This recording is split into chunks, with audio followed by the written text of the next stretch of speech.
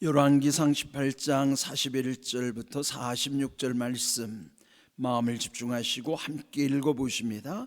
엘리야가 아합에게 이르되 올라가서 먹고 마시소서. 큰 빗소리가 있나이다. 아합이 먹고 마시러 올라가니라. 엘리야가 갈멜산 꼭대기로 올라가서 땅에 꿇어 엎드려 그의 얼굴을 무릎 사이에 넣고 그의 사환에게 이르되 올라가 바다 쪽을 바라보라. 그가 올라가 바라보고 말하되 아무것도 없나이다. 이르되 7번까지 다시 가라. 7번째 이르러서는 그가 말하되 바다에서 사람의 손만한 작은 구름이 일어나나이다. 이르되 올라가 아합에게 말하기를 비에 막히지 아니하도록 마차를 갖추고 내려가소서 하라 하니라. 조금 후에 구름과 바람이 일어나서 하늘이 캄캄해지며 큰 비가 내리는지라. 아합이 마차를 타고 이스라엘로 가니 여호와의 능력이 엘리야에게 임하매 그가 허리를 동이고 이스라엘로 들어가는 곳까지 아합 앞에서 달려갔더라. 아멘. 응답하리라 하시는 하나님의 그 약속이 우리 모든 사람에게 똑같이 나타나는 것은 아닙니다. 하나님은 우리와 처주의 형편을 아시기 때문에 우리 형편에 맞게, 즉 맞춤형으로 응답하십니다. 우리 어제도 열왕기상 18장 전반부의 말씀 속에 하나님은 엘리야에게 불로 응답하셨습니다. 근데 오늘 읽은 말씀을 보면은 물로 응답하시는 하나님이신 것을 또 보게 되는 것이죠. 세상에서 보면은 불과 물은 어울릴 수 없는 관계예요. 그래서 우리는 늘 불과 물을 상극이라고 그러죠. 우리 사람의 성품을 비유할 때도 어떤 사람은 막 불같은 성격이라고 그러고 어떤 사람은 아주 고요하고 잔잔한 물과 같은 성격이라고도 말하기도 해요. 우리는 이렇게 기질도 다르고 형편도 다르고 믿음의 상황도 다 달라요. 그런데 하나님은 어떤 때는 불로 역사하시기도 하고 오늘 주신 말씀 속에 물로 역사하시기도 하는 것이죠. 근데 어제도 보면은 그들이 이제 우상 숭배하는 그 바알과 아세라 선지자들 850명을 상대로 하나님의 사람 단 한 사람 이 엘리야가 갈멜산에서 영적 결투를 벌이는 것이죠. 그래서 하늘에서 불이 내려서 누가 참신인가를 모든 사람들이 증거하는 것이었어요. 그런데 엘리야가 기도하면서 어제 말씀 나눈 것처럼 왜 불로 응답해 주시기를 기도했는가? 그러면서 어제 내게 응답하소서, 내게 응답하소서. 그러면서 이들에게 하나님이 하나님 되심을 알고 그 다음에 또 이들에게 또 하나님의 그 모든 뜻이 그들이 하나님을 돌이켜 알 수 있도록 하나님께로 돌이킬 수 있도록 그렇게 알게 해달라고 어제 기도했던 내용을 들으셨을 것입니다.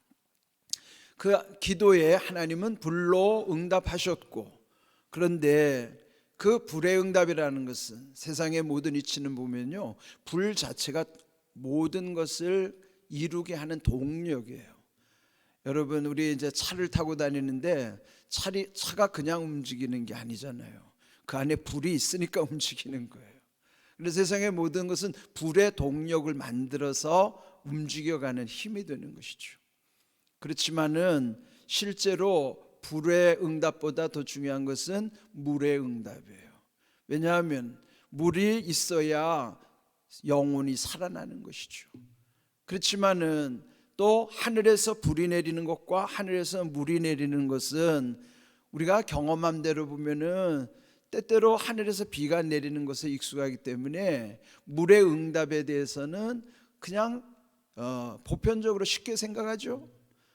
그런데 하늘에서 불이 내린다는 것은 평생에 경험하기 어려운 일이죠. 그렇다면은 하늘에서 불이 내리는 것이 더 놀랍게 느껴질 수 있지만 사실 일상에서 늘 하나님께서 때에 따라 비를 내려주시는 은혜가 사실은 더 귀한 거예요. 왜냐하면 그 비의 은혜, 물이 우리에게 촉촉히 적셔져야만 만물이 소생하고 그 다음에 거기에서 열매와 결실을 이룰 수 있기 때문인 것이죠. 그래서 어제 그 말씀처럼 불로 응답하신 하나님은 우리에게 뭔가 기력을 더하시고 승리하게 하시고 하나님의 역사를 보게 하시는, 정말 어떻게 보면 아주 드라마틱한, 우리에게 불로 응답하시는 때도 있지만은 그러나 대체로 보면은요 물로 응답하시는 경우가 더 많아요. 근데 왜 지금 이 말씀 속에서 물의 응답이 중요한가 하면, 여기 오늘 읽은 41절, 엘리야 선지가 아합 왕에게 말하기를 올라가서 먹고 마시소서, 큰 빗소리가 있나이다. 지금 비가 내리지 않아요. 그 땅에는 지금 3년 이상 비가 내리지 않았어요. 하나님이 하늘의 문을 닫으셨기 때문에, 여러분 3년이 비가 안 내렸다 그러면 그 땅이 어떻게 됐겠어요? 온통 가뭄에 다들 고통당하고 있는 그때에, 그런데 이제 이 엘리야를 통해서 하나님이 큰 배를 내려주심을, 이제 그것을 이 엘리야는 이미 알고 있기 때문에 지금 비가 내리지 않는데 하나님의 응답이 저 멀리서부터 지금 오고 있음을 이 엘리야는 믿음으로 보고 있는 거예요. 그래서 큰 빗소리가 있나이다. 엘리야의 소리, 엘리야의 귀에는 큰 빗소리를 듣고 있는 거예요. 영적인 귀를 열고 보니 하나님의 큰 빗소리를 지금 듣고 있는 거예요. 그러나 그 주변에 아합을 비롯한 모든 사람들은 지금 마른 하늘에 3년 이상 비가 내리지 않는데 비가 올 기운도 없어요. 그런데 이 엘리야는 하나님을 믿기 때문에 큰 빗소리가 있다는 걸 기억하고 42절 아합 왕에게 이제는 먹고 마시러 올라가라고 이제 청한 거예요. 그래서 결국 그가 올라갔고 엘리야는 갈멜산 꼭대기로 올라가서 오히려 땅에 엎드려 얼굴을 무릎 사이에 넣고 기도한 것입니다. 여러분, 아무리 기도가 절박해도 얼굴을 무릎 사이에 넣고 기도가 될까요? 제가 이 말씀 묵상해 봤어요. 이렇게 기도하기가 쉽지 않죠.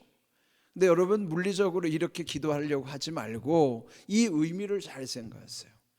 그럼 어떻게 하면 엘리야는 자기 얼굴을 무릎 사이에 넣고 기도가 가능했을까?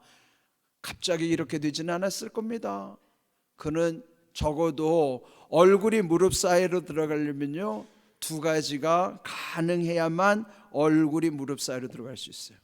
첫째, 배가 나오면 절대로 얼굴이 무릎 사이로 못 들어갑니다. 배가 나온다는 건 뭐예요? 게으르다는 거지. 게으른 사람은요 이런 기도가 안 돼요. 그 다음에 얼굴이 무릎 사이로 들어가려면 허리가 유연해야 돼요. 유연하다는 건 뭐예요? 상황에 따라서 휘어질 줄 아는 거예요. 꺾이는 게 아니고 휘어질 수 있는 유연성. 신앙생활은요 유연성이에요. 꺾이는 거나 되고 안 되고를 아주 칼같이 안 돼, 돼 이렇게. 어떤 사람 보면은 정말 그냥 가면은 안 돼, 안 돼, 안 돼 이렇게 말하는 사람들, 우리가 율법에 사로잡히면 그렇게 되는 사람 많아요. 그런데 정말 믿음이 깊어지면 유연해져야 돼요. 유연하다는 게 뭐예요? 모든 사람을 다 받아들여 줄 수 있는 것이에요. 상황을 헤아려 줄 줄 알고 그 사람의 처지를 긍휼히 여겨줄 줄 알고, 그게 유연한 신앙이라고. 어떤 사람이 기도의 사람인가?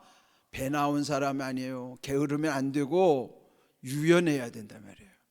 그는 한마디로 말하면 자기관리예요. 영적인 자기관리가 확실해야지만 이런 기도할 수 있단 말이에요. 영적인 자기관리가 안 된 사람은 얼굴을 무릎에 놓고 기도할 수 없어요. 그러니까 그렇게 내 몸을 물리적으로 그렇게 하라는 게 아니라 그 속에 담겨져 있는 의미로 기도하라는 거예요. 정말 나는 이렇게 게으르지 않은가? 그래서 영적으로 비만한 상태로 배가 나와, 또는 그저 나는 율법에 사로잡히면 유연할 수가 없어요. 복음으로 사는 사람만이 남을 불쌍히 여기고 긍휼히 여기고, 그래서 유연한 신앙을 가질 수 있는 거예요. 그러니까 누군가가 가면은 가서 그 사람을 말해주면 다 들어주고, 그래 그럴 수도 있지, 나도 그래, 나도 연약한 어쩔 수 없는 인간이야, 그렇게 서로 받아주는 유연한 사람은 그들을 찾아가고 싶은 거예요. 근데 가면 그냥 아주 율법적으로 아주 단칼로 그냥 왜 그랬어? 그러면 안 되지. 이런 식으로 하는 사람은요 찾아가기 싫은 거예요. 그는 유연한 사람을 사람들은 좋아하는 거예요. 부드러운 사람, 부드러워야 돼요. 우리가 온유한 교회들은 이제 부드러운 교회예요. 그러니까 여러분, 우리가 하나님이 기뻐하신 모습이 뭔가를 잘 생각해요. 옳고 그름을 판단하는 건 자기한테 적용하고, 남들을 대할 때는 좀 부드럽게 대하고 품어줄 줄 알고, 그 유연한 신앙이에요. 엘리야가 그렇게 얼굴을 무릎 사이에 놓고 기도했다는 것처럼 우리도 그렇게 해야 된다고. 그리고 나서 이제 사환에게, 종에게 이르기를 바다 끝에 가서 보라고 그랬어요. 그러니까 처음에 가보니까 아무것도 없어요. 7번 그리하라고 그랬는데 7번째 가보았더니 저 바다 끝에서부터 손바닥만한 구름이 이제 떠올라오기 시작했어요. 여러분, 우리가 7번 기도했다는 의미는요, 온전히 기도했다는 의미라는 거 알죠? 온전히 기도할 때 1번, 2번, 3번, 4번, 5번, 6번 우리 기도할 때는요, 우리가 기도하면은 기도할수록 뭔가 미세하게 조금씩 변화가 있어야 될 것 같죠? 그렇지 않아요. 하나님의 역사는 호련히 일어나는 거예요.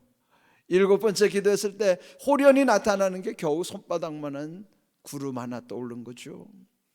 여러분이 기도할 때 아직은 응답이 없는 것 같아도 여러분 하나님의 말씀 인내하면서 그 말씀 믿고 기도하셔야 돼요. 그럴지라도 이제 조그마한 미세한 변화, 손바닥만한 구름이 떠오른 것 같은 그런 응답이 있을 수 있어요. 그 응답 붙잡고 기도해야 되는 거예요.